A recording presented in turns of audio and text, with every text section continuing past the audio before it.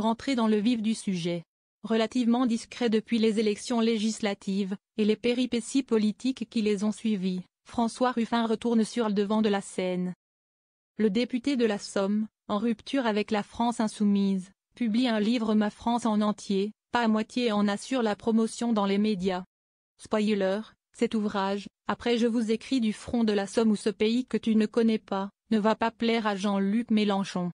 Car il dresse un réquisitoire de la stratégie insoumise depuis 2022, tourné presque exclusivement vers les abstentionnistes, les villes, les quartiers populaires, et dénonce les murs dressés par la formation de gauche radicale dans la société. Un choix nous sépare avec la direction des Insoumis depuis 2 ans. C'est un choix de se dire est-ce qu'on parle au pays en entier, ou au pays à moitié. A-t-il ainsi résumé, ce mercredi 11 septembre sur BFM TV, en revenant, notamment sur ses dernières batailles électorales dans la Somme.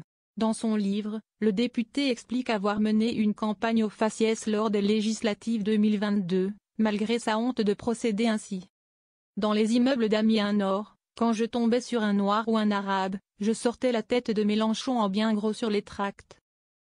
C'était le succès presque assuré, raconte-t-il, mais dès qu'on tombait sur un blanc, ça devenait un verrou. Sur BFM, l'élu a également commenté une vidéo récente dans laquelle Jean-Luc Mélenchon décrypte et assume sa stratégie. Dans cette séquence, captée par les caméras de Quotidien en marge de la manifestation pour la destitution d'Emmanuel Macron samedi, et largement relayée sur les réseaux sociaux depuis, le fondateur de la France insoumise enjoint une militante à mobiliser la jeunesse et les quartiers populaires. Tout le reste, laissez tomber, on perd notre temps, tranche-t-il encore, sans forcément savoir que ses propos sont enregistrés. Un mot d'ordre également résumé par le numéro 1 de la machine LFI Manuel Bompard dans une note de blog publiée en août sous le titre 4e bloc. La stratégie gagnante de la France insoumise. Réplique de François Ruffin, au propos de Jean-Luc Mélenchon, est-ce que c'est perdre son temps de parler aux éboueurs d'Abbeville qui se lèvent à 4 heures du matin et viennent de perdre leur prime? Est-ce que c'est perdre son temps de parler à l'aide-soignante qui se prive de vacances et ne pourra pas offrir à sa fille son activité poney? Je ne crois pas. Je pense que c'est l'honneur et le devoir de la gauche de vouloir faire France ensemble, a-t-il insisté ce mercredi sur BFM TV. Car, pour le député, qui a réuni plusieurs personnalités de gauche lors d'un événement politique en août dernier, son camp doit bâtir des ponts et ne pas encourager la création de murs dans la société, comme le permet selon lui la stratégie des Insoumis.